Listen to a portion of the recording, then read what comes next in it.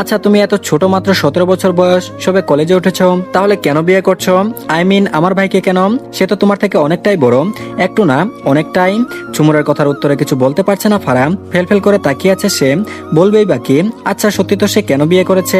তারপর বলল, মানলাম যখন ফ্যামিলি বলেছিল 1 বছর আগে বিয়ে করতে, তখন না হয় তুমি একটু বেশি ছোট ছিলে, কিন্তু এখন তুমি তো মডার্ন যুগের মেয়ে, তাহলে কেন বিয়ে করেছো? এদিক সেদিক তাকাচ্ছে ফারাহ। চুমুর এত কঠিন কেন? তার ব্যবহারগুলো কঠিন মনে হচ্ছে, প্রশ্নগুলো তার চেয়েও কঠিন। তারপর বলল, কি হলো, উত্তর দাও, কেন করছো বিয়ে? উত্তর দিবে কিনা? ফেস ফেস করে কেঁদে দিল ফারাহ। আহাম্মক বনে গেল ঝুমুর। ঝুমুর বলল, এই তুমি কাঁদছো কেন? আরে থামো। থামাতে ব্যস্ত ঝুমুর। সে তো একটু মজা করতে চেয়েছিল বাচ্চা ভাবির সঙ্গে, অথচ মেয়েটা এতটাই বাচ্চা যে এই সামান্য ব্যাপারে কেঁদে দিয়েছে। আগমন ঘটে তাসফিনের। সিঁড়ি বেয়ে এগিয়ে এলো সে। তারপর বলল, কি হয়েছে? দৃষ্টি গেল ফারার দিকে। মেয়েটা নাক টানছে, টুপ টুপ করে অশ্রু গড়িয়ে পড়ছে। আঁখি দুই ছোট এলো তাসফিনের, চোয়াল শক্ত। ঝুমুরকে উদ্দেশ্য করে বলল, কি হয়েছে ওর, এভাবে কাঁদছে কেন? দাঁত বের করে হেসে ফেললো ঝুমুর। ঝুমুর বলল, তোমার বাচ্চা বউটাকে কিছু প্রশ্ন করেছিলাম, বেচারি আমার ভয়ে কেঁদে দিয়েছে। সহসা হেসে ফেললো তাসফিন। বোন তার দুষ্টু, বরাবরই এমন ভাবে কথা বলবে মাঝে মাঝে বড়রাও কনফিউজ হয়ে যাবে। এবার হলো তার নাবালিকা বউটা। তারপর বলল, তুই কি ভালো হবি না ঝুমুর? মুখ বাঁকালো ঝুমুর। তারপর বলল, ওকে ভাইয়া, আমি আর কিছু বলছি না। বাই দা ওয়ে ছোট ভাবি, শোনো, আমি তো জাস্ট মজা করছিলাম। আচ্ছা ভাইয়া, তুমি তোমার বউকে রুমে নিয়ে এসো। পা বাড়ায় ঝুমুর, তৎক্ষণাৎ থামে ফের পিছন ঘুরে তাসফিনের উদ্দেশ্যে বলল, আর হ্যাঁ, রুমে দিয়ে এসো, উল্টাপাল্টা কিছু করো না আবার। কপাল মৃদু কুচকে নেয় তাসফিন। তারপর বলল, ওই তুই দাঁড়া। ঝুমুরকে আর পাইকে সে গুটি গুটি পায়ে স্থান ত্যাগ করলো। বড় ভাই মানে আবদারের জায়গা, বাবা কোনো কিছুতে না করলেই ভাইবা বোন তো আছেই তার। আনন্দে নাচতে নাচতে চলে গেল ঝুমুর। ঝুমুর যাওয়া মাত্র সম্পূর্ণ দৃষ্টি নিবদ্ধ করলো ফারার আদলে। মেয়েটার নাজুক অবস্থা, কেঁদে কেটে একাকার অবস্থা। বিরক্ত হলো তাসফিন, টেনে ধরে তার চুলের একাংশ। ব্যথিত কণ্ঠে চেঁচাই ফারা, আমি ব্যথা পাচ্ছি লেফটেন্যান্ট সাহেব। তাসফিন বলল, পাওয়াই উচিত, এমন ছিচকা দুনে কেন তুমি? কথায় কথায় কাঁদো। চিকন নাগের ডোকা ফুলে উঠল ফারার। রাগলো বোধহয় সে, গটগট শব্দ করে রুমের দিকে অগ্রসর হয়। পিছু নাই তাসফিন। প্রেয়সীর অভিমান তো কমাতে হবে। মনের আঙিনায় অভিমানের পাহাড় তৈরি হয়েছে। তীব্র বুক ধরপড়ানি নিয়ে এগিয়ে গেল সেদিক পানে। তারপর বলল, শয়তান কমান্ডার, 1 নাম্বার দুষ্ট, তাকে যখন তখন বকছে। এই লোকটাকে তো লাথি দিয়ে নেটওয়ার্কের বাইরে ফেলে দেওয়া উচিত। না না, মঙ্গল গ্রহে পাঠানো উচিত, যাতে এলিয়েনের কাছ থেকে শিখে আসতে পারে কিভাবে তার বউ আদর করতে হয়। কথাগুলো রয়ে গেল কণ্ঠনালীতে, ব্যক্ত করেনি একটু শব্দ। তারপর বলল, ওই দাঁড়াও। ফারা বলল, আসবেন না আমার পিছু পিছু, ফাজিল লেফটেন্যান্ট কমান্ডার, আপনার সঙ্গে আমার সম্পর্ক দি এন্ড। হেসে ফেললো তাসফিন, এটা কোনো কথা? বউকে বড় করতে হবে তার। তারপর বলল, ওই দাঁড়াতে বলছি। নাক টানে ফারা, কান্নারত স্বরে বলল, আমি আম্মাকে ডাকবো, যান আপনি। টুপ করে রুমে ঢুকে গেল। দরজা আটকানোর চেষ্টা করে ব্যর্থ হয়েছে। প্রবেশ করলো তাসফিন। অদর পিঠে দেখা দিল দুষ্টু হাসি। তারপর বলল, আপ তোমারই কেয়া হোগা বেবি। ফারা বলল, ভুলভাল হিন্দি বলা বন্ধ করেন, আর আমার ঘর থেকে যান পচা মানুষ। তাসফিন বলল, এভাবে বলো না তো সুখ। দুষ্টুমির সহিত বলল তাসফিন। রাগ লাগছে ফারার, লোকটা মজা নিচ্ছে তার, থাকবে না সে রুমে। ধ্যাত, বেরিয়ে যেতে নিল বাইরে, তবে তা সম্ভব হলো কই। কোনো টান পড়লো, আটকা পড়ে বাঁধনে। কক্ষটি ঘুটঘুটে অন্ধকারে নিমজ্জিত। শুধু জানালার ফাঁক গলে আসা চাঁদের আবছা আলো মেঝেতে সোনালি রেখা এঁকে দিয়েছে। বাতাসে সে এক ধরনের নরম উষ্ণতা, যেন নিঃশ্বাসা হৃদস্পন্দনের সুর মিলেমিশে এক অভূতপূর্ণ সঙ্গীত রচনা করছে। একজোড়া মানব মানবী একে অপরের খুব কাছাকাছি, আলিঙ্গনে আবদ্ধ। আরো এগিয়ে এলো পরস্পরের খুব কাছে। ছায়ার আড়ালে তাদের মুখ স্পষ্ট নয়, কিন্তু অনুভূতির ভাষা এতটাই গভীর যে আলো দৃশ্যের প্রয়োজন পড়ে না। তারা নামক মেয়েটি মৃদু কাঁপছে, হয়তো শীত, উহু, তা তো বোধহয় আবেগের দুলাম। তাসফিন ধীরলয়ে তার আঙুলে আঙুল জড়িয়ে ধরে। নিঃশব্দ মুহূর্তের মাঝেও এক ধরনের গুঞ্জন, হৃদয়ের কথা হৃদয় বুঝে। ফারা মাথা তাসফিনের কাঁধে হেলে পড়ে, চোখ বুঝে সে অনুভব করে তার হৃদস্পন্দন। তাসফিন তার চুলে আলতো করে ছোঁয়া দেয়, যেন অন্ধকারের মধ্যে মায়ের আলো ছড়িয়ে দিতে চাই। তাসফিন নড়ে ওঠে, স্পর্শ করে গালে গাল। হলুদ রঙা কোপো তার হলুদেটে আবরণে রাঙিয়ে তুলে। তারপর বলল, হলুদ রঙে রাঙিয়ে দিলাম, তোমার স্পর্শে সোনালী সন্ধ্যা সাজিয়ে নিলাম, ভালোবেসে বন্দি বানালাম, তরঙ্গে তোমার ছোঁয়া পেলাম। ঝিরিঝিরি বৃষ্টি নরম আর কোমল, আকাশ ঢেকে আছে মেঘে, হালকা ঠান্ডা বাতাস বইছে চারপাশে। ছোট ছোট ফোঁটা পানিতে পড়ে এক ধরনের স্নিগ্ধতার শব্দ তুলছে টুপটাপ। গাছের পাতা ভিজে উজ্জ্বল হয়ে উঠেছে, পথঘাট সিক্ত হয়ে চিকচিক করছে। দূরে কোথাও একলা পাখি ডানা ঝাপটাচ্ছে, গাছের পাতার ফাঁকে ফুটা ফুটা জল মুছে মুক্তোর মতো ঝলমল করছে। বৃষ্টির স্পর্শে মাটির সুদাগন্ধ আরো তীব্র হয়ে উঠেছে, যেন মন ভরে উঠেছে এক অদ্ভুত প্রশান্তিতে। মিটিমিটি বৃষ্টি, বাতাসে প্রাণ ভরে নিঃশ্বাস টেনে নেয় তাসফিন। ল্যাপটপ হাতে এগিয়ে গিয়ে বিছানায় বসলো। আপাতত মেইলগুলো চেক করতে হবে তাকে। নাইদের অনেকগুলো মেল এসেছে এবং কি অ্যাডমিনিস্ট্রেশন বিভাগ থেকে অফিসিয়াল মেল পাঠানো হয়েছে, যেখানে স্পষ্টভাবে জানানো হয়েছে তাকে ফিরতে হবে।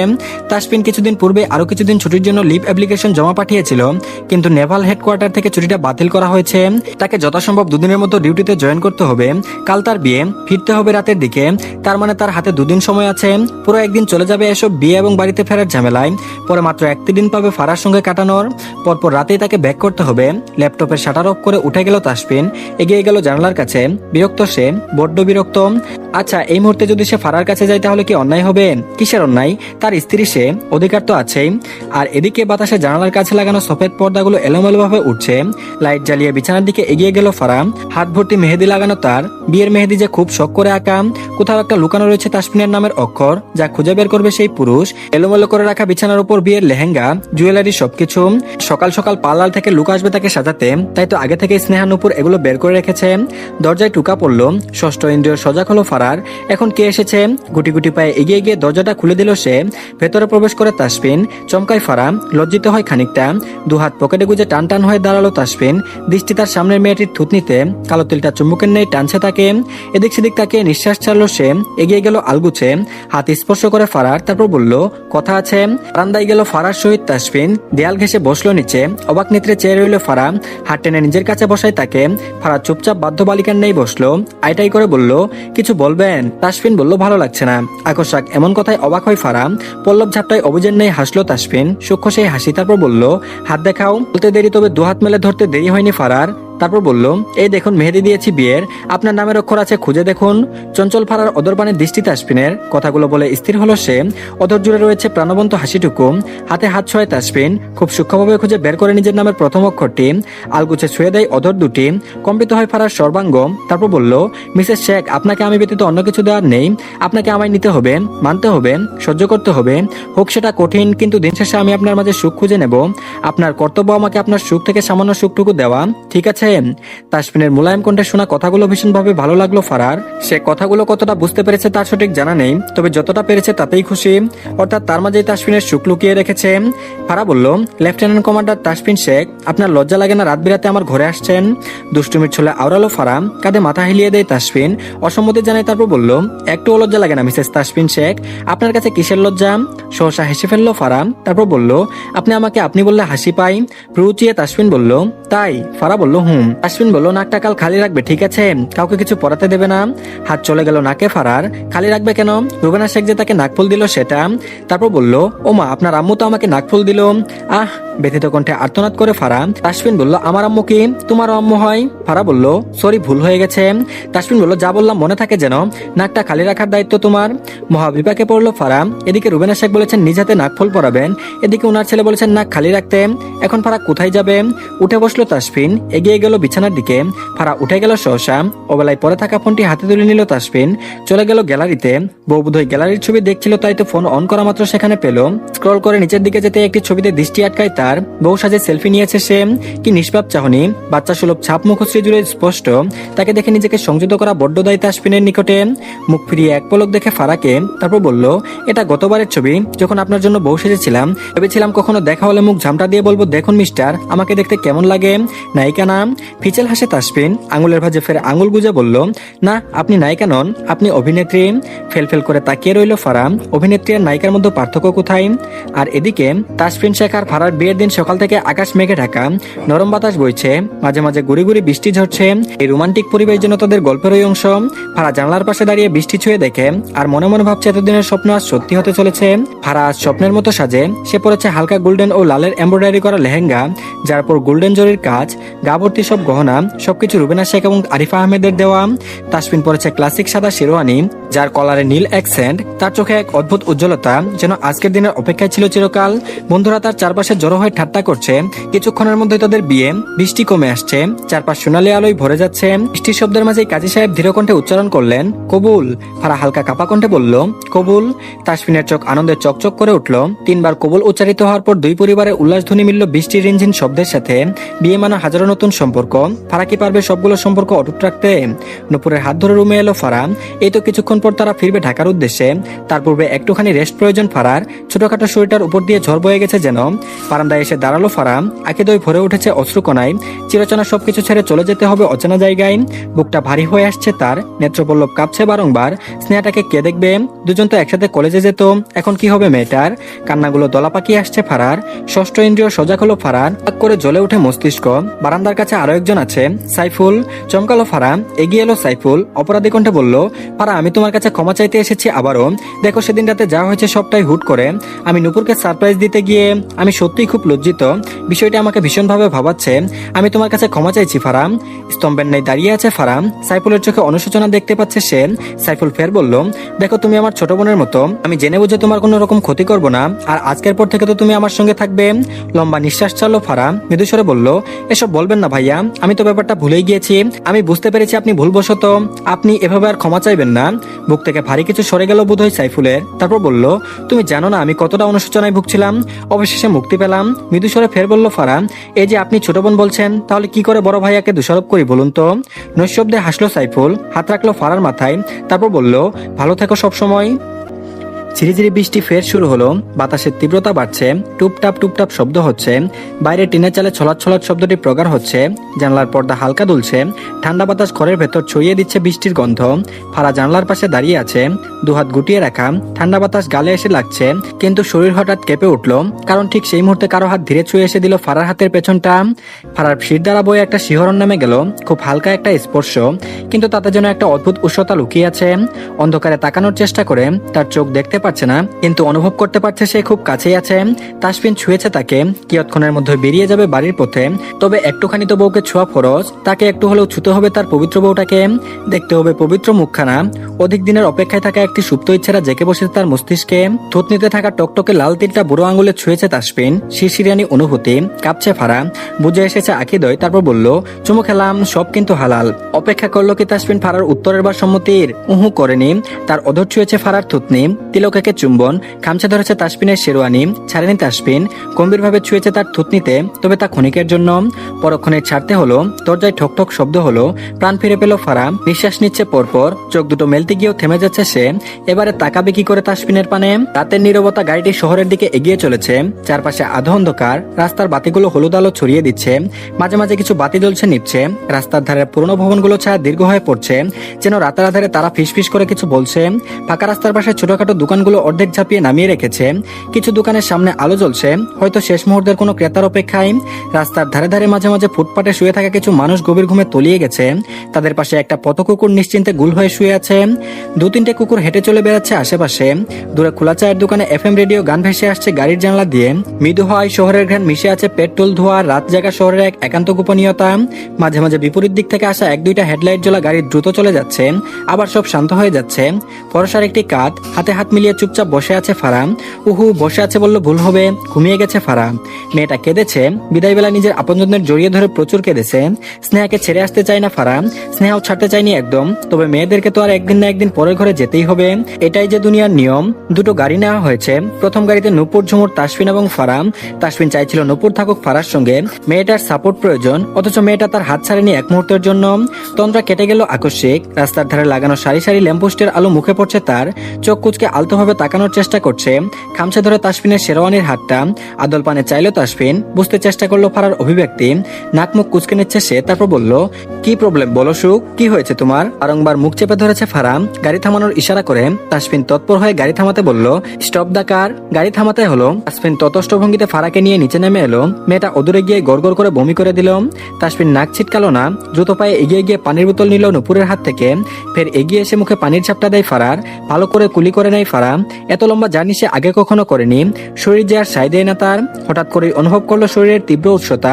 বুঝতে বাকি নেই তার জ্বর এসেছে। জ্বরদগ্ধ শরীরটা মাথায় সাই দিল না একটুখানি হাঁটার, হাড়ের গিটে গিটে ব্যথা অনুভব করছে, শরীরটা ভীষণ দুর্বল।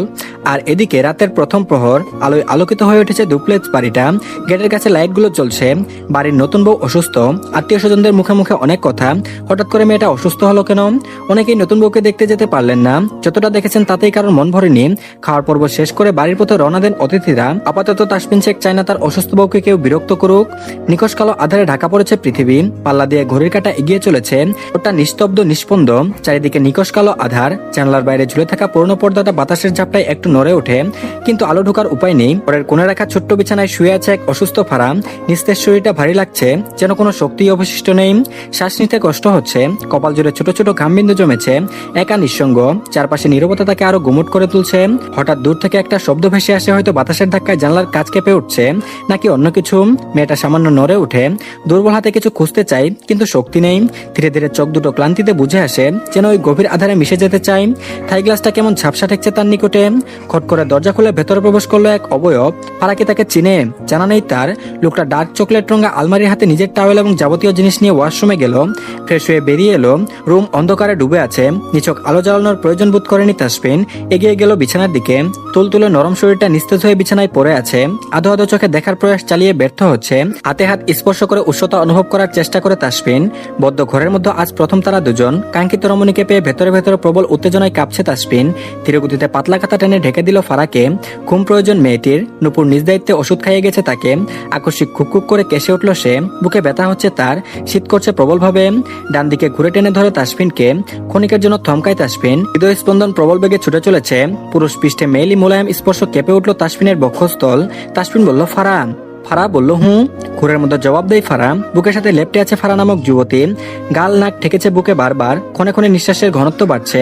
কাঠপুতুলের ন্যায় চুপচাপ বসে আছে তাসফিন। তার শক্তপোক্ত প্রাণের সহিত মিশে রয়েছে আরো একটি পবিত্র প্রাণ, যে কিনা তার বউ, অতি আদরের বউ। আলগুছে ছুঁয়ে দিল তার কপালে, চুম্বন এঁকে দিল ললাটে। তারপর বলল, আই এম সরি সুখ, আমি তোমার জরবা দিয়ে দিলাম। ফারা শুনলো কিনা জানা নেই, তবে আষ্টে পৃষ্ঠে জড়িয়ে ধরে তাসফিনকে। আর এদিকে সকালটা যেন স্নিগ্ধতার এক অপূর্ব প্রদর্শনী।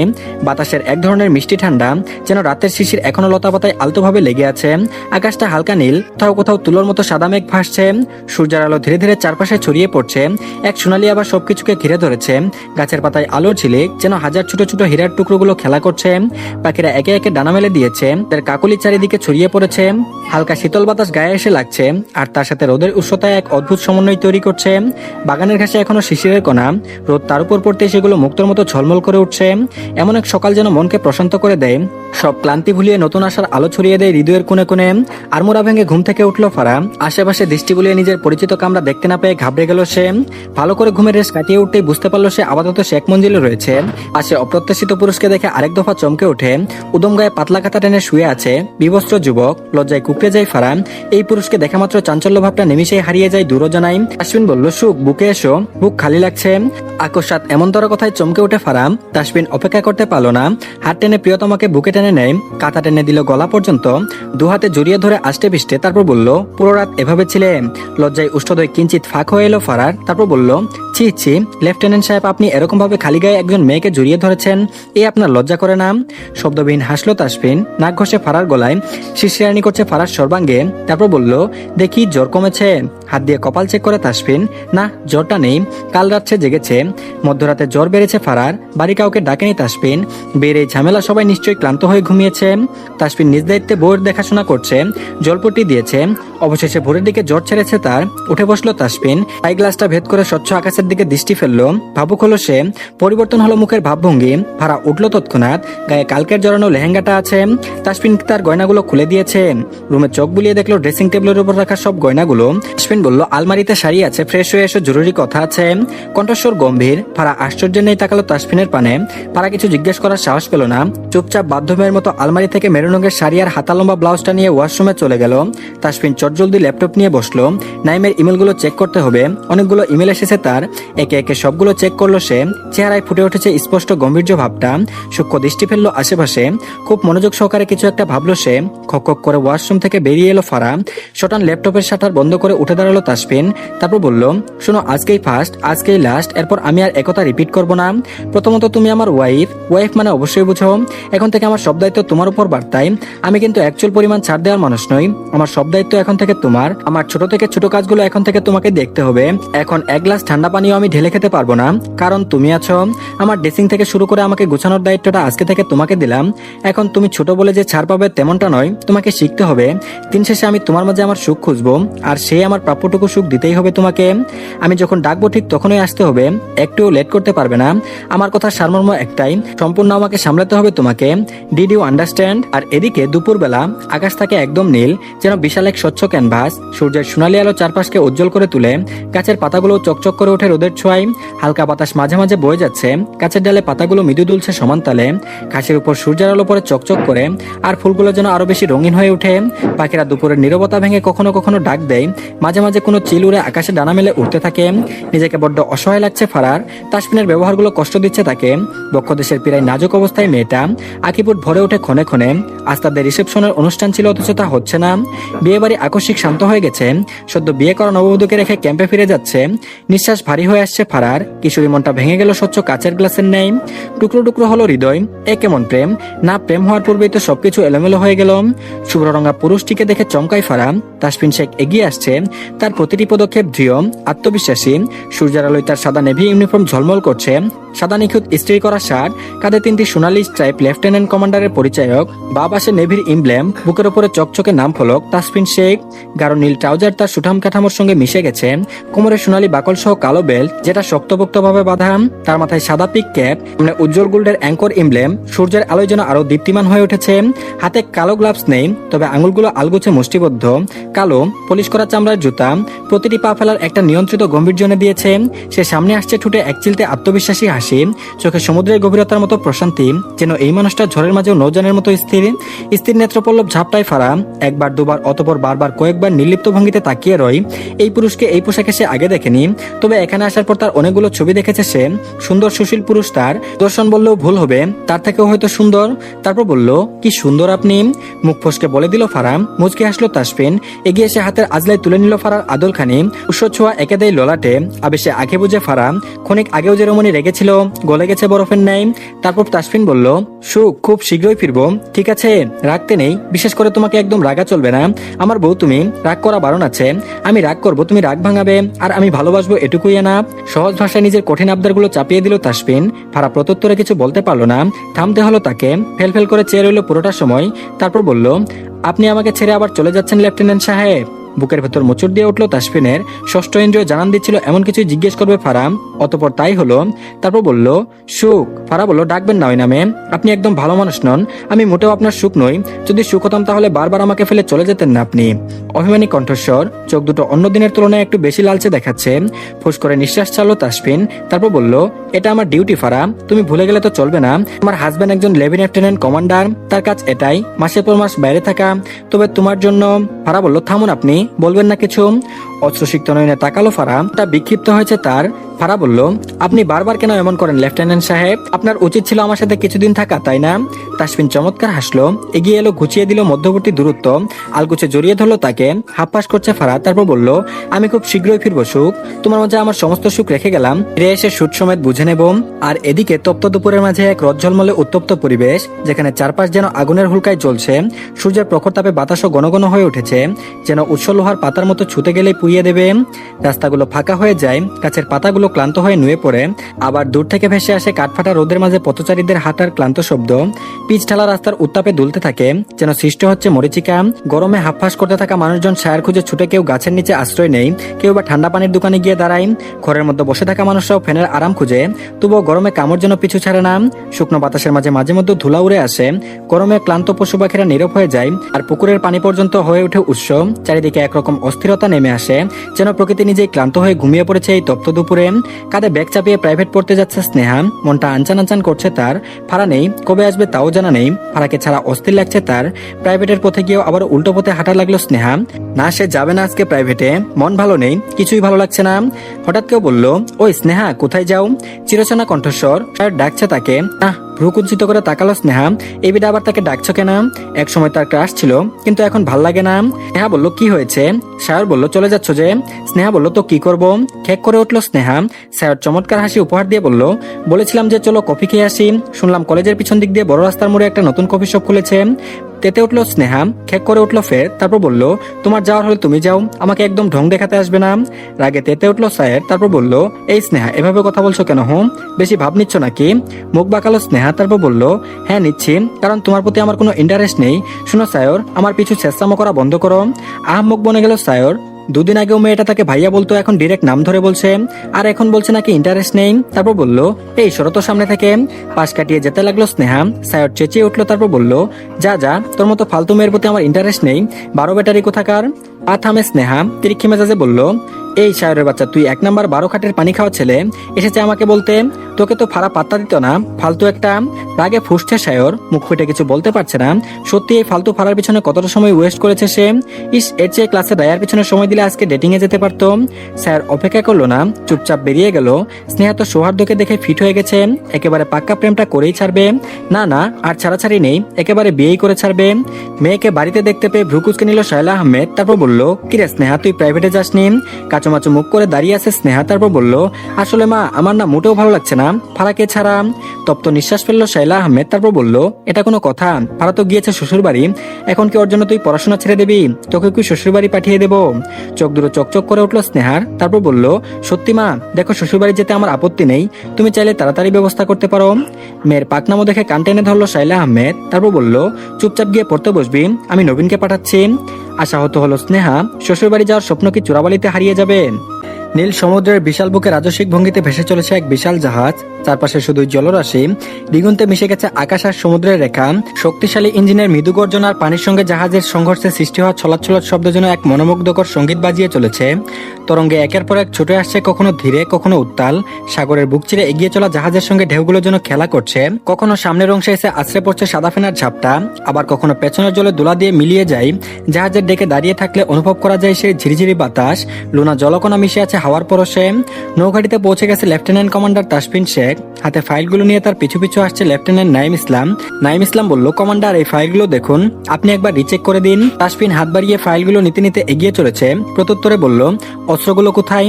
নাইম ইসলাম বলল, কমান্ডার, সেগুলো নৌঘাটিতেই রয়েছে, আপনি যদি একবার সবটা দেখে নিতেন তাহলে আর্মস ডিল অ্যাক্ট বা ন্যাশনাল সিকিউরিটি আইনের অধীনে মামলা হতে পারে, এগুলো চোরাচালানের মাল বলতে পারেন। তাসফিন বলল, নৌঘাটির ভেতরে নিরাপদ গুদামে সিকিউরিটি স্টেজ ফ্যাসিলিটি রাখা হয়, এসব স্থাপনা কঠোর নিরাপত্তা ব্যবস্থার মধ্যে রাখা হয়েছে। দরজা ঠেলে ভেতরে প্রবেশ করলো তাসফিন। অস্ত্রগুলো সুরক্ষিতভাবে রাখা হয়েছে, আপাতত এগুলো হস্তান্তর করতে হবে। দুজন মানবকে ধরা হয়েছে, তাদের জিজ্ঞাসাবাদ করা হচ্ছে, আপাতত এখনো মুখ খুলছে না তারা। স্তব্ধ রাত, যখন চাঁদের আলো মেঘের আড়ালে লুকিয়ে থাকে, তখন আশেপাশে শুধু গভীর অন্ধকার। সারা পৃথিবী যেন নিস্তব্ধ, এক মুহূর্তের জন্য কোনো শব্দ নেই। বাতাসও একপাশে থেমে গেছে, যেন কোনো শব্দ নেই। রাতের শীতলতা সমস্ত জায়গায় ছড়িয়ে পড়েছে, তার মধ্যে এক অদ্ভুত শান্তি, যেন কিছুই ঘটছে না, অথচ কিছু একটা চলেছে, একটা অবর্ণনীয় গতি। একান্ত নীরবতা, গাছগুলো ডালপালা একে অপরের দিকে ঝুঁকে পড়েছে, যেন বাতাসের অপেক্ষায়। কোনো পাখির ডাকও শোনা যাচ্ছে না, একমাত্র দূরের নদীর কলকল শব্দটি যেন জীবনের টানে এই নীরবতার মধ্যে। বাতাসে এক ধরনের নীরবতা মিশে গেছে, যেন প্রকৃতি নিজেও কোনো কিছু বলার অপেক্ষায় আছে। অন্ধকার কক্ষে এক কোনায় বসে আছে এক মেয়ে ফারা, তার চোখে বিষাদের ছাপ, মনে যেন কোনো গভীর দুঃখ। একা নিঃসঙ্গ অনুভব করছে সেই মুহূর্তের তীব্র শূন্যতা। কক্ষের দেয়ালগুলো যেন তার একাকিত্বের সাক্ষী হয়ে দাঁড়িয়েছে। কোনো শব্দ নেই, কেবল তার হৃদয়ের আওয়াজ, যার প্রতিটি ধ্বনি যেন আরো এক পলক বিষাদ যোগ করেছে। চুপচাপ জানালার কাছে বসে আছে ফারা। এটা অন্যায়, অবিচার হচ্ছে তার সহিত, এভাবে একা ফেলে চলে গেল। বিকেলের দিকে আরিফা আহমেদ কল করেছিল তাকে। মেয়েটা নিজেকে সংযত করে বছর ভদ্রভাবেই কথা বলেছে। তাসফিনের কথা জানতে চাইলে খুব সূক্ষ্মভাবে প্রসঙ্গ পাল্টাতো। কেউ জানতেই পারতো না ফারার মনের খবরটুকু, কেউ বুঝতে চাইল না তাকে। চাপা অভিমান তৈরি হয় তাসফিনের প্রতি। দরজায় ঢুকা পড়তেই সেদিক পানে দৃষ্টি ফেললো ফারা। আলগুছে জানালার কাছ থেকে উঠে গিয়ে দরজা খুলে দিল। হলুদ রঙা শাড়ি পরে দাঁড়িয়ে আছে নূপুর, ঠোঁট জুড়ে বিচরণ করছে চমৎকার হাসিটা। ফারা বলল, আপু তুমি এখানে আসার পর নূপুরকে আপনি আজ্ঞা করে চলেছিল ফারা, অথচ নূপুর কি সুন্দর করে তাকে ছোট বোনের মতো আগলে নিয়েছে। নূপুর বলল, চলো নিচে। একা একা রুমে কি করছো, চলো আমার সাথে। ফারা ফের রুমে এসে সফেদ রঙা ওড়নাটা নিয়ে নিল, ভালো করে জড়িয়ে নিচে গেল। সিঁড়ির কাছে আসতে নজরে এলো ঝুমুরকে হাস্যজ্জ্বল মুখশ্রী নিয়ে দাঁড়িয়ে আছে। ফারাকে দেখা মাত্র হাত বাড়িয়ে দিল, তারপর বলল, এসো ছোট ভাবি। ছোট ভাবি ডাকটা শুনতে ভীষণ মিষ্টি লাগে ফারার নিকটে। ঝুমুর বড় হওয়ার দরুন ভীষণ আদরে ভাবে কথা বলে তার সহিতে। ঝুমুর বলল, চলে এসো, একটা জিনিস দেখাই। রুবেনা শেখ এবং রিজওয়ান শেখ ঘুমে বিভোর রয়েছেন। ফারা বুঝতে পারছে না তাহলে এখন ওরা তাকে নিয়ে কোথায় যাচ্ছে। ফারা বলল, আচ্ছা আমরা এখন কোথায় যাচ্ছি। হেসে ফেললো নূপুর, তারপর বলল, চলো আগে, তারপর দেখতে পাবে। ফারাকে নিয়ে করিডোরের পাশ দিয়ে বন্ধ ঘরে গেল নূপুর এবং ঝুমুর দুজনে। বন্ধ দরজা, এটা মূলত তাসফিন নূপুর ঝুমুরের একান্ত ব্যক্তিগত ঘরটা। তালাবদ্ধ ঘরটা খুলে দিল নূপুর, ভেতরে প্রবেশ করলো তিনজন। অন্ধকারে নিমজ্জিত কক্ষটি। ঝুমুর এগিয়ে গিয়ে আলো জ্বালিয়ে দিল। চোখ ধাঁধানো সুন্দর ঘরটা। অবাক নেত্রে চেয়ে রইল ফারা। কক্ষ জুড়ে বিচরণ করছে শৈশবের স্মৃতিগুলো। একপাশে কাঠের তৈরি, ছোট্ট কাচের তৈরি আলমারিতে একের পর এক মেডেল রাখা, আর ক্রেস্ট গুলো সব তাসফিনের নামে, শৈশবের দারুণ ছবি। অপর পাশে নূপুর এবং ঝুমুরের প্রাপ্তিগুলো। ফারা এগিয়ে গিয়ে ছুঁয়ে দিল সবকিছু, তারপর বলল, এগুলো সব আমাদের ছোটবেলার স্মৃতি। ভাবলাম তুমি যখন এসেছো তোমাকে দেখাই। ফারা চরম আশ্চর্যচান্বিত হয়ে সবটা দেখলো। অবাক নেত্রে বিস্ময় নিয়ে বলল, তোমাদের ভাইয়া তো দারুণ ব্রিলিয়ান্ট ছিল আপু। ঝুমুর হেসে ফেললো, সম্মতি প্রকাশ করে বলল, হ্যাঁ ভাইয়া খুব ব্রিলিয়ান্ট বা ব্রাইট স্টুডেন্ট বলতে পারো। মুখখানি চুপসে আমসি হয়ে গেল ফারার। এত ব্রিলিয়ান্ট মানুষের বউ নাকি ফেলটুস কুমারী ফারা, ছে এটা মানা যায় না। আচ্ছা বাই এনি চান্স কখনো যদি কেউ কোথাও জিজ্ঞেস করে আপনার স্ত্রী স্টুডেন্ট লাইফে কেমন রেজাল্ট করতো, তখন তাসফিন কি বলবে? এরকম হয় নাকি? মানুষের কি খেয়ে দেয়ে কাজ নেই, এসে এসে জিজ্ঞেস করবে এরকম আজাইরা কথা? নিজের ভাবনায় মগ্ন ফারা, কি আজাইরা ভাবনা তার। এখন তো উচিত মুখ ঝামটা দিয়ে চুপচুপ ঘুমিয়ে পড়া। তাসফিন আসুক একবার, ফেলে যাওয়ার বদলা সুদে আসলে তুলে নিবে সে। রাগে দুঃখে গজগজ করতে করতে রুমে গেল ফারা। টেবিলের উপর সাদা কাগজের টুকরো দেখে অবাক হলো। কাগজপত্র খুলতেই দেখতে পেল স্পষ্টভাবে লেখা, ফিরে এসে সব অভিমান ভাঙিয়ে দেব, আপনার তুলার মতো শরীরে ইঞ্চি ইঞ্চিতে চুমু খাবো। লজ্জায় হা হয়ে গেল ফারা। এই লোকটা এত ঠুটকাটা কিভাবে বলছে রে? চিন্তিত হলো ফারা, বারবার শুকনো ঢোক গিলছে সে। আগে তো এমন করেনি। এই লেফটেন্যান্ট সাহেবের কি একটু লজ্জা নেই? আর এদিকে একটা মিষ্টি সকাল মানে যেন স্নিগ্ধতার প্রশান্তির ছোঁয়া। পুরো নরম আলো ধীরে ধীরে চারপাশে ছড়িয়ে পড়ে। গাছের পাতাগুলো শিশির বিন্দু চিকচিক করে ওঠে। হালকা বাতাসে শরীর ছুঁয়ে যায়। সঙ্গে নিয়ে আসে ফুলের মৃদু গন্ধ। পাখিরা মিষ্টি সুরে ডাকতে থাকে, যেন এক অদৃশ্য সঙ্গীত বয়ে নিয়ে আসে। সকালে রোদের কোমল পরশ গায়ে লাগলে মনের তীব্র অনুভূতিগুলো মস্তিষ্কে ভয়াবহভাবে জেগে ওঠে। এক কাপ ধোয়া ওঠা চায়ের কাপে চুমুক দিতে দিতে বারান্দায় বসে থাকার মজাই আলাদা। চারপাশে প্রকৃতি যখন একদম শান্ত, মনে হয় যেন পৃথিবী একটু ধীর হয়ে গেছে শুধু অনুভব করার জন্য। কোথাও দূরে মসজিদের আজানের ধ্বনি শোনা যায়, যা সকালকে আরো পবিত্র করে তোলে। বারান্দায় বসে বসে গল্প করে ফারা এবং রুবেনা শেখ। রুবেনা শেখ আচারগুলো আগে ভাগেই বয়ামে ভরে রাখছেন। ফারা চুপচাপ কফি কাপ হাতে বসে আছে। এখানে আসার পর কেউই তাকে কাজ করতে দিচ্ছে না, বিশেষ করে রুবেনা শেখ তো একদমই না। নিজের মেয়ের মতো রাজরানি করে রেখেছে রীতিমতো। ফারা বলল, আম্মু। রুবেনা শেখ বলল, বল। ফারা বলল, বলছিলাম যে দুপুরে রান্নায় কি করবেন? আমি রান্না করি। ডান ভ্রু কুচকে নিলেন রুবেনা শেখ, মুখ ফিরিয়ে চাইলেন ফারার পানে, তারপর বললেন, রান্না করবি তুই? আমি কি তোকে রান্না করতে নিয়ে এসেছি? মুখ ঝামটা দিয়ে বলল রুবেনা শেখ। হতাশ হলো ফারা। বারান্দায় এলেন রাইমা শেখ, তারপর বলল, এত ভাবতে হবে না তোমাকে ফারা, রান্না করে দিয়েছি আমি। আর বুয়া তো চলে এসেছে, ও সবটা গুছিয়ে নিয়েছে। কথাগুলো বলতে বলতে পাশের চেয়ার টেনে বসলেন তিনি। ফের হতাশ হলো ফারা। কাদো কাদো ভাবটা স্পষ্ট ফুটে উঠেছে। বাইরে গাড়ি পার্ক করে ভেতরে আসলেন রিজওয়ান শেখ। নজরে এলো ফারার ফ্যাকাশে মুখখানি। রিজওয়ান শেখ বলল, কি ব্যাপার ফারাহ মা, এভাবে মুখ ভার করে বসে আছো কেন? ফারার ইচ্ছে করলো হাত পা ছড়িয়ে কাঁদতে। তারপর বলল, আম্মু আমাকে বসিয়ে রেখেছেন, আমি কি করব? আমাকে কিছুই করতে দিচ্ছেন না। ফ্যাকাশে মুখটা দেখে হেসে ফেললো রিজওয়ান শেখ। তারপর বললেন, তাই বলে এরকম করে মুখ করবে? নাক ফুলে ওঠে ফারার। রিজওয়ান শেখ কিয়ৎক্ষণ সময় ভেবে বললেন, তুমি বরং সবচেয়ে গুরুত্বপূর্ণ কাজটা করো। চকচক করছে আঁখি দই। তারপর বলল, কি করবো আব্বু? রিজওয়ান শেখ বলল, লম্বা একটা ঘুম দাও। হু হু করে হেসে উঠলেন রাইমা শেখ। তারপর বললেন, ঠিক বলেছেন ভাইজান, ফারা যাও গিয়ে ঘুমাও। আশাহত হলো ফারা। এভাবে বসে থাকতে বুঝি ভালো লাগে? যদি এটা কৃষ্ণপুর হতো তাহলে এতক্ষণে স্নেহাকে নিয়ে ঘুরতে বেরিয়ে পড়তো সে। অথচ এখানে কিছুই চিনে না, চিনবে বা কি করে? টাকা তো আশাই হয়নি তার। আর এদিকে রাতের শেষ প্রহর, আকাশে এখনো অন্ধকারের চাদর মোড়া। তবে পূর্ব দিগন্তে এক কোণে হালকা নীলচে আভা জানান দিচ্ছে ভোরাসন্ন। সমুদ্রের বাতাস নৌঘাটির ধাতব কাঠামোর মধ্য দিয়ে শো শো করে বইছে, যেন নিঃশব্দে রাতের ক্লান্তি মুছে দিচ্ছে। নৌঘাটির ভেতর, নৌঘাটির প্রশস্ত উইকওয়ার্ড এখন প্রায় নীরব। রাতের পালার গার্ডরা টহল দিচ্ছে নিয়ম মেনে। তাদের বুটের চাপা শব্দ প্রতিধ্বনিত হচ্ছে কংক্রিটের মেঝেতে। দূরে অ্যাঙ্কর করা যুদ্ধ জাহাজের উপর লালচে নেভিগেশন লাইটগুলো টিম টিম করে জ্বলছে, যেন অন্ধকারের বুক চিরে দিক নির্দেশন করছে। মাঝে মাঝে শোনা যাচ্ছে কোনো ইঞ্জিনের ক্ষীণ গুঞ্জন সমুদ্রের উপর কোনো জাহাজ হয়তো তার গন্তব্যের দিকে এগোচ্ছে। লেফটেন্যান্ট কমান্ডার তাসফিন শেখ অবশেষে ফিরে এসেছেন। তার ইউনিফর্ম এখনো লবণের গন্ধ মাখা, ক্লান্ত দেহ কিন্তু চোখ জোড়া সতর্ক।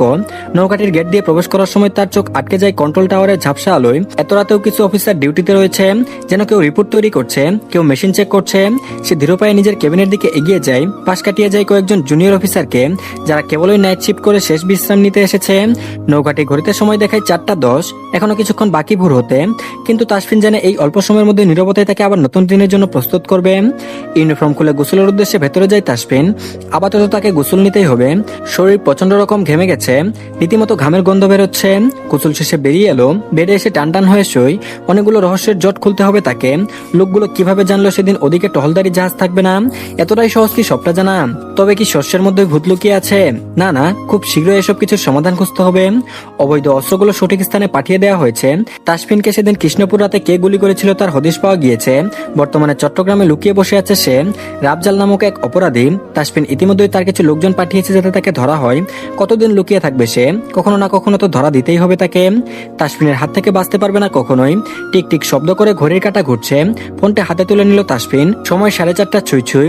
এখন এই মুহূর্তে প্রিয় বউটাকে কি ফোন করা উচিত হবে? পুরুষ মন মানতে নারাজ, একটুখানি কথা বলা প্রয়োজন আছে। ঘুটঘুটে অন্ধকারে ডুবে আছে কক্ষটি। বিছানায় গুটিসুটি হয়ে শুয়ে আছে ফারা, গায়ে পাতলা গাথা মুড়ি দেওয়া। ফোনের ব্রিপ ব্রিপ শব্দটি তীব্রভাবে কর্ণকুহর হওয়া মাত্রই নড়েচড়ে বসলো ফারা। চোখ ভর্তি ঘুম। এই অসময়ে কে তার শান্তির ঘুমটুকু নষ্ট করতে উদ্যত হয়েছে? ফোন হাতে নেওয়া মাত্র বুকের বাদিকে ধুকপুক ধুকপুক শব্দটি প্রগাঢ় হচ্ছে। স্ক্রিনের উপর স্পষ্টভাবে লেখা আছে তাসফিন শেখ। ফোনটা রিসিভ কি করা উচিত হবে? করা উচিত নয়। লোকটা মোটেও সুবিধার নয়। তার কথা কিভাবে? এই মাঝরাতে ফোন কেন করেছে? তারপর বলল, হ্যালো। তাসফিন বলল, বেয়াদব মাইয়া, সালাম কই? থতমত খেয়ে গেল ফারা। ছোট্ট করে বলল, আসসালামু আলাইকুম। তাসফিন বলল, ওয়ালাইকুম আসসালাম। ফারা বলল, আপনার লজ্জা করে না আমাকে ফোন করেছেন? তাসফিন বলল, হুশ, চিৎকার কম, না হলে ফিরে এসে গলা টিপে দেব। শীতল হুমকিতে দমে গেল ফারা। অপর প্রান্তে লোকটা নিঃশব্দে হাসছে। তারপর বলল, মিসেস শেখ, হাত চেক করুন। মিসেস শেখ খুব আদরে একটা ডাক, আর নিকটে এসে এমন আদুরে ডাক শুনলে গলে যায় ফারা। নিজের হাত দুটো চেক করতে লাগলো ফারা। আবিষ্কার করলো দুটো সুন্দর বালা। চমকে উঠে ফারা। সেদিন সকালে উঠে হাতে এগুলো দেখেছিল। সে ভেবেছিল হয়তো রুবিনা শেখ দিয়েছে। তাসফিন বলল, পছন্দ হয়েছে মিসেস শেখ। ফারা বলল, আপনি নিতান্তই অসভ্য লেফটেন্যান্ট সাহেব। অনুমতি ব্যতীত আমার হাত ধরেছিলেন। বিরক্ত হলো তাসফিন। ক্ষিপ্ত মেজাজে বলল, চিৎকার পছন্দ নয় মোটেও, আস্তে কথা বলো। মুখখানি চুপসে গেল ফারার। ফের গম্ভীর স্বরে বলল তাসফিন, আমার উপর রাগ করা তোমার জন্য বারণ আছে সুখ। রাগ করতে পারবে না তুমি, সে যতই অন্যায় করি, কারণ স্রষ্টা আমার সব সুখ তোমার মাঝে দিয়ে দিয়েছে। ফারা চুপ করে বসে আছে। আকস্মাৎ তাকে অবাক করে দিয়ে তাসফিন হিসিয়ে বলল, মিসেস শেখ, চিৎকার করে কথা বললে কণ্ঠনীলিতে কামড় দেব। চমকে ওঠে ফারা। আচ্ছা, এখন তো সে দূরে আছে, তাহলে একটু বকলে কি কিছু করতে পারবে? যেই ভাবনা সেই কাজ। রাগিনী হয়ে চট করে বলল, আপনি না ভীষণ খারাপ কমান্ডার। সামনে থাকলে আপনাকে এক ঘুষি দিয়ে নাক ফাটিয়ে দিতাম। ফিচেল হাসে তাসফিন। কি বলবে মেয়েকে? এতটা বাচ্চামুখী তার করা উচিত। তাসফিন যে অন্যরকম কিছু অনুভব করছে। তাসফিন বলল, হাত আস্ত থাকবে না ম্যাডাম। দেখা গেল আপনার হাত থেকে শুরু করে আস্তে আস্তে উপরের দিকে উঠে এলাম। দম বন্ধ হয়ে আসার উপক্রম হলো ফারার। কাকে দেখছে সে? ইস্কি লুচু তার স্বামী। বেমালুম ভুলে গেছে লোকটাকে টাইট দিতে গিয়ে নিজে বেফাসে পড়ে যায়। আকাশটা ঘন কালো, যেন এক অদৃশ্য চাদরে ঢাকা পড়েছে সবকিছু। চারপাশ নিস্তব্ধ, শুধু দূর থেকে ভেসে আসা ঝিঝিপোকার শব্দ যেন রাতের সঙ্গীত হয়ে বাজছে। চাঁদ নেই, তারা লুকিয়ে আছে মেঘের আড়ালে। আর বাতাসে ভাসছে এক অদ্ভুত শূন্যতা। হালকা শীতল বাতাস গায়ে এসে লাগছে। এক অদ্ভুত স্নিগ্ধতা এনে দিচ্ছে মন জুড়ে। রাস্তার বাতিগুলো টিম টিম করে জ্বলছে, যেন ক্লান্ত চোখে রাতের নিস্তব্ধতা দেখছে। দূরে কোনো বাড়ি জানালা দিয়ে ক্ষীণ আলো বেরিয়ে আসছে, কিন্তু তার চারপাশে অন্ধকারে তো গভীর যে সেই আলো যেন হেরে যাচ্ছে। জানালার কাছে চুপটি করে বসলো ফারা। নিঃশ্বাসের শব্দ শুনতে পাচ্ছে অপর প্রান্তের ব্যক্তিটি। অনেকক্ষণ ধরে চলছে নীরবতা। নীরবতা ভেঙে ফিসফিসিয়ে কেউ বলল, মিসেস শেখ। উত্তর কি করবে ফারা? করা কি উচিত? তারপর বলল, আপনার হাত স্পর্শ করুন আবার। চমকায় ফারা। আর তো কিছু নেই, শুধু বালা দুটো ব্যতীত। তারপর বলল, হাতে তো কিছু নেই। বিস্ময় নিয়ে শুধুই ফারা। দুষ্টু হাসলো তাসফিন। নেশাতুর কণ্ঠে বলল, ভেজা ভেজা ভাব অনুভব করো সুখ। তোমার হাতের গভীর চুমু খাচ্ছে। তোমার উপর শুয়ে আছে, এত চটপট করছো কেন? আমারে আদর করতে বাধা দিচ্ছ কেন? তীব্রভাবে সর্বাঙ্গ ঝাঁকুনি দিয়ে উঠলো ফারার। কি ভাবনা? লোকটা এত দূর ভাবছে, এরকম দুষ্ট ভাবনা। চট করে হাত ছড়িয়ে ফেললো ফারা। তাসফিন আবারও বলল, এবার কণ্ঠনালীতে হাত স্পর্শ করুন। বিদ্যুৎ স্পর্শের মতো চোখ দুটোতে বিস্ফোরণ ঘটে ফারা। তারপর বলল, আপনি কি সব বলছেন? কণ্ঠনালী প্রচন্ড ভাবে কাঁপছে। এবারেও হাসলো তাসফিন। তারপর বলল, যা বলছি করো। কম্পিত হচ্ছে কবুতরি পেলব। তারপর বলল, কিছু নেই তো। টান টান হয়ে বিছানায় শুয়ে পড়লো তাসফিন। অনুভূতি অন্যরকম। তারপর আবারও বলল, দৃষ্টি বুলিয়ে দেখো লালচে রঙা আমার দেওয়া দুষ্টু কিছু। খুব করে একটা বাজে কামড় দিয়েছি রাতেই। তুমি তো বারবার বলছিলে আমাকে আপনার বুকের ভেতর নিয়ে নিন লেফটেন্যান্ট সাহেব, আমি পারছি না দূরে থাকতে। আর কত কি, আর সবচেয়ে বড় আশ্চর্যজনক কথা হচ্ছে তোমার বউ। ইস করে থামিয়ে দিল ফারা তাসফিনকে। কণ্ঠনালীর ঠিক নিচে ছোট্ট লাল টকটকে চিহ্ন দেখে চোখখানা ছানা বড় হয়ে গেল ফারার। এটা কখন হলো? সে তো ব্যথা পায়নি। ফারা বলল, এটা কিসের দাগ? তাসফিন বলল, মিসেস আসলে বলবো কিসের দাগ, ঠিক আছে? নাকি এখনই শুনবে? আচ্ছা, অপেক্ষা করানোর জন্য দরকার নেই, এখনই বলছি। রাতে তোমার ওড়না ছিল আমার হাতে, আর আমার ঠোঁট ছিল তোমার গলায়।